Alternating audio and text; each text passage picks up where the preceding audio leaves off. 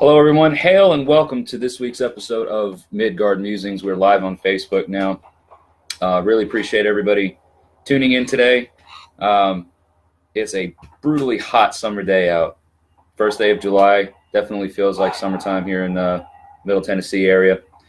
So welcome and hail to everyone who's joining me today. You'll see in the title of the video the link to the Midgard Musings YouTube channel. Hopefully you guys have already subscribed to the channel. If you haven't already, go ahead and do so now. We're trying to get to 500 subscribers by or before Yule. So please check out that link. All the videos that are shared here on the page are uploaded to the YouTube channel. And anybody that's going to be watching this on YouTube today, if you haven't already, please check us out on Facebook. The link to that page is going to be in the description of the video. We got Demetrius checking in, Nicholas. Hello, hail, everybody. Thank you so much for joining me. So, guys, if you're new to the page, we do this every Sunday, 3 p.m. Central Time. We read from the Poetic Edda, and I have Dr. Jackson Crawford's translation of the Poetic Edda. We read from reading Hávamál right now. Today we're going to be reading stanzas 118 through 126. We're in the Loddfáfnismál portion. Yeah, Loddfáfnismál portion of the Hávamál, which is all of the specific advice that Odin gives to this unknown character called Loddfáfnir. So before we get started, as is customary, we're going to light our candle, light our incense, and pour the beer.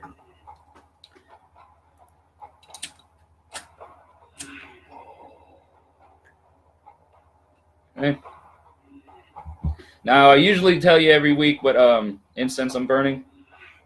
Unfortunately, the labels on this particular one kind of got rubbed away, so the marker's not legible anymore. But it is it's almost citrusy. So whichever one I got from the Tennessee Renaissance Fair a few weeks ago, it's that one. Unfortunately, I don't have the label on there anymore, but that's all right. It still smells great. There we go. I think I blew that out. We'll get it. Don't worry, we'll get it. We'll get it good, and we won't blow it out this time. So there's a little trick to it. There we go. Got a nice ember burn in there. All right. Now for the fun part. My Einstock toasted porter beer, which I only partake of here with all you fine folks in my really, really cool Einstock beer glass. That was a gift to me from Topher over at the Austin Community, Ohio ambassador. All right, everyone, so here comes the pour. Almost best part of the day. It's fixing to come here now. We partake. So if you're watching and you have something that you want to partake in with me, your beverage of choice, please do so. All right. Get this empty out of the way. So once again, everybody, thank you so much. My name is Jesse. I'm your host. Welcome to Midgard Musings.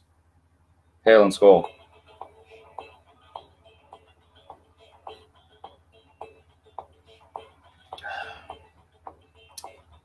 All right. I think we're all set now.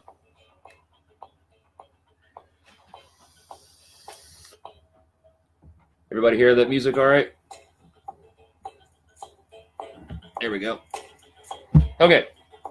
So like I said, we are going to be continuing reading from the Hávamál, starting at stanza 118 today.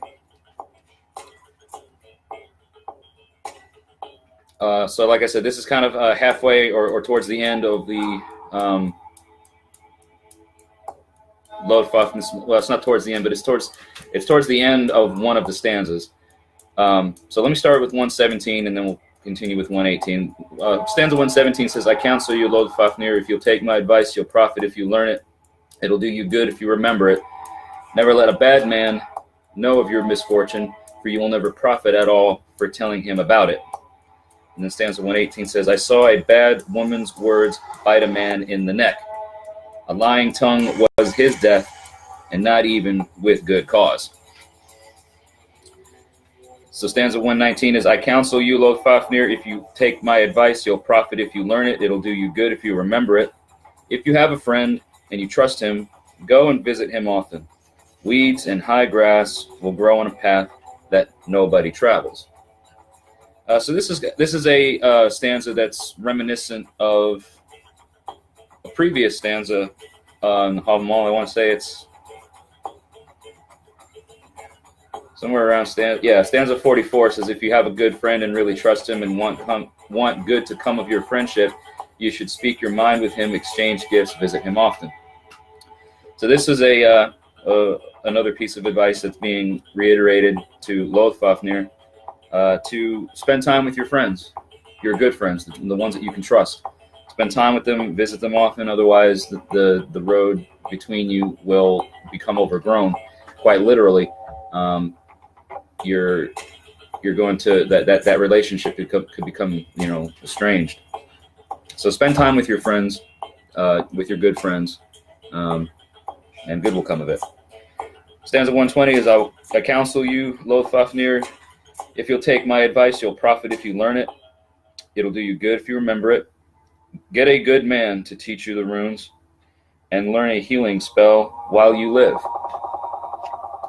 The runes is something that I've sort of just, I would say, recently given my for the short amount of time that I've been a heathen, just the last few years really. I've only really gotten into working with the runes, within the last 6 to 8 months or so, I would say. Probably within a year tops. And I guess just the reason for that for me was that I wanted to really, really understand and know more about my faith before I got into working with magical things, things that have such great power and such great significance. So Odin counsels Loddfáfnir to get someone to teach you, a good man to teach you the runes, if you can, and learn a healing spell or two, which is always helpful, right? Could always use a little bit of healing magic. Stanza 121 is, I counsel you, Loddfáfnir, if you'll take my advice, you'll profit if you learn it. It'll do you good if you remember it. Never be the first to break friendship with your friend. Sadness will eat up your heart if you have no one you can talk to. Never be the first to break friendship with your friend. Now, I know we've all probably been in a situation in our lives where we've broken friendships, or we've broken relationships with people who we thought were friends. And I think that can sometimes, sometimes we link ourselves up with people, or we associate ourselves with people that we shouldn't all the time. And sometimes those relationships become, toxic, and we have to cut that toxicity out of our lives. I don't feel like this is what's being talked about here. This to me is if you really have a true friend and you're good friends, don't be that person to end it. You should certainly do everything you can to salvage a relationship with a friend, otherwise you'll be eaten up with sadness and not having anyone to talk to. At least that's what I get out of it. And as always, everyone, if you're watching this and you're reading along in your Hávamál, or you're listening to the video right now, or watching the video, any commentary that you want to add, please do so down here in the comment section. I'm always eager to hear what people's takes are on things. Sometimes I don't always, or maybe I have an incorrect view on things, or if I'm like way off, and you're like, you know what, I think this is probably where you need to look at or focus at when it comes to that stanza, whatever. Your commentary is certainly encouraged and welcome down in the comments. All right, now stanza 122 is, I counsel you, Loddfáfnir, if you'll take my advice, you'll profit if you learn it. It'll do you good if you remember it. You should never exchange words with someone who won't who won't see reason. All right, so to me, that's kind of one of those deals where you can, you can talk to somebody all day long about certain things, and if they're not willing to see reason or logic, you might as well just be talking to a wall or talking out, screaming into an empty field or whatever. It's you're not going to get anywhere. So kind of cut that part out and just don't even bother. If you get to engaging someone and it's obvious that they are not reasonable or logical in their discussion, then just don't even bother. It's a waste of your time.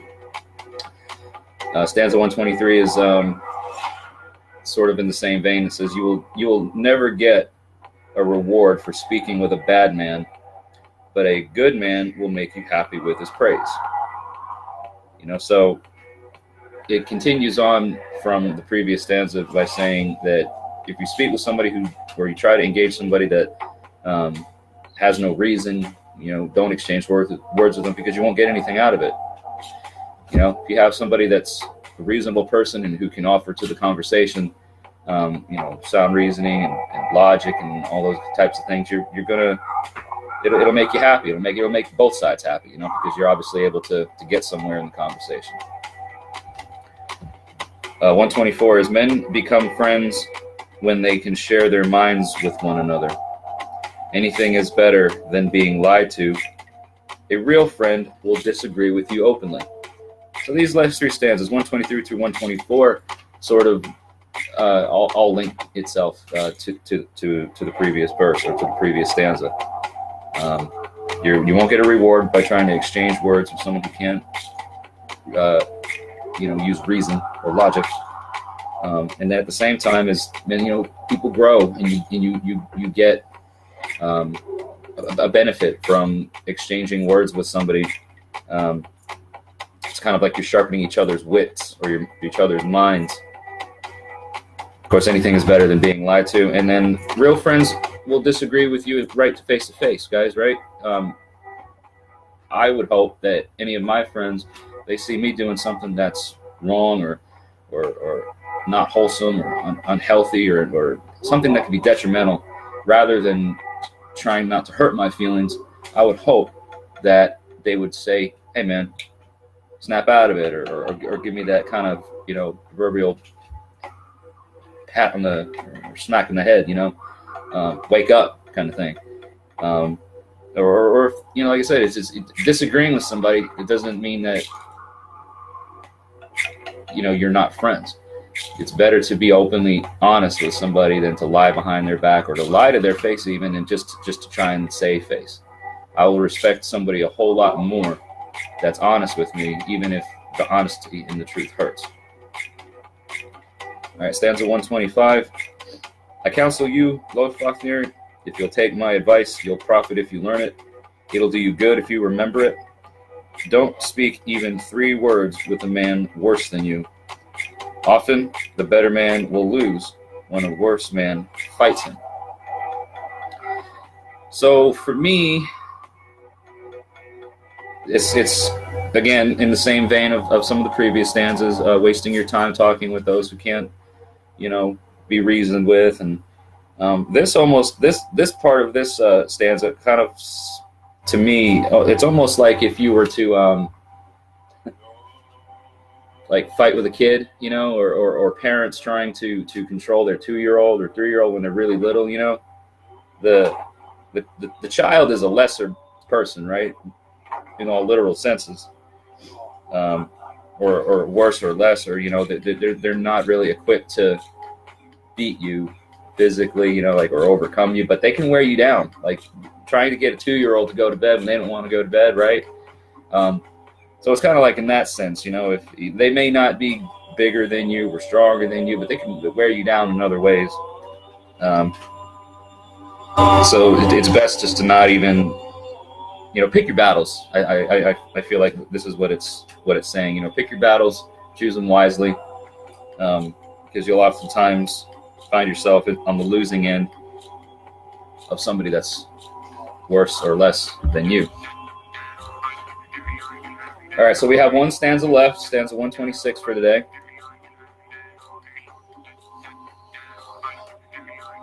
And again, I appreciate everybody taking the time to tune in today. You see some of the comments that are coming down there. I'll probably take a look at that here in just a minute, because I do see some comments coming through. So let me just finish this me just finish this stanza here, and I'll get that the camera up closer so I can see what's going on with all the comments. I counsel you, Loddfáfnir, if you'll take my advice, you'll profit if you learn it. It'll do you good if you remember it. Don't make shoes and don't make weapons except for yourself. If there's a flaw in the shoe or the spear shaft is crooked, your name will be cursed. So that to me is a kind of a warning or an advice to when it comes to certain things. People should do certain things for themselves when it comes to, you know, their shoes or their weapons. You know, things that are essential things in life. Whether it's your vehicle, whether it's your, you know, your clothes, and you got to look at it from the aspect of the time of year, or the time that the Hávamál was written during, you know, Old Norse culture and Scandinavia at the time. You know, everything was done by hand. Everything was made by hand and cultivated and stuff by hand. So your reputation was extremely important to preserve. So if you made something that was faulty and somebody got that product and you know, it ended up not serving them well, your reputation was at stake. But in modern times, you know, I feel like that's still something that you want to take into consideration, especially if you provide a service or provide a some goods or a service to anybody. You know, you want to give them your best, and you don't want your business reputation or your personal reputation to be tarnished or scarred due to faulty equipment or faulty products. So that is my take. Everybody, next week's video I'm really looking forward to, because more of the advice that Odin gives to Loddfáfnir. We're going to be getting into some of my favorites, my personal favorites. We're actually going to be starting out next week with one of my favorite stanzas of all time, which is stanza 127. So that's going to be really good. Really looking forward to that. Let's take a look here and see what everybody's talking about in the comments section. Just get this up here. I got Anthony that says he agrees. Demetrius is a worse man will cheat to get his way as well. Yeah, it's kind of one of those things where it's actually, let me do this. Let me scroll up. Okay, there we go. I just had to scroll up to see another one in the comments. Yeah. Now you know, it's Odin is kind of one of those characters who will do what it takes to get the job done, no matter what it is. You know, but you gotta be careful of that. Justin Chris says, sweet. Let's see here. Oh yeah, sweet words are a gift given by those seeking an elevation in your court. All right, great. So that's, I'm assuming that's one of the translations that you might be reading from. It's good stuff, guys. Thank you so much for tuning in again and watching today. And I'm definitely looking forward, like I said, to next week's video. Again, if you haven't already, please check out the link to the YouTube channel, which is up there in the title of this video, and everybody that's tuning in and watching on YouTube. If you want to join me every week for the live discussion here that I do on Facebook, please find me on Facebook. Down here in the description of the video, you'll see the link to the Facebook page, and there's also a link to PayPal, where if you want to help donate to the channel in any kind of way, all the money that's received from donations will go directly into making this channel a whole lot better, you know, bringing you better content. And aside from that, there's also going to be an email address down in the description in case anybody wants to get in touch with me that way for rune castings or rune draws or anything like that. You can communicate to me either through email or through the Facebook page or down here in the comments. I try to reply to everybody's comments. So thank you all once again for joining me today. It's been wonderful seeing everybody's faces here and seeing everybody's comments down there. Tune in next week, same time, you know, Sunday, 3 p.m.